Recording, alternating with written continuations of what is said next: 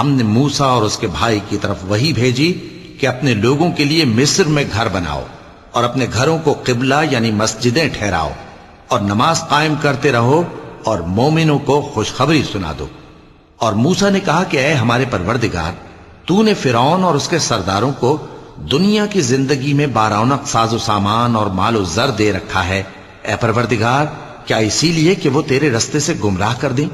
اے پروردگار، ان کے مال کو برباد کر دے اور ان کے دلوں کو سخت کر دے کہ ایمان نہ لائیں جب تک عذاب علیم نہ دیکھ لیں۔ اللہ نے فرمایا کہ تمہاری دعا قبول کر لی گئی تو تم ثابت قدم رہنا اور بے عقلوں کے رستے پر نہ چلنا۔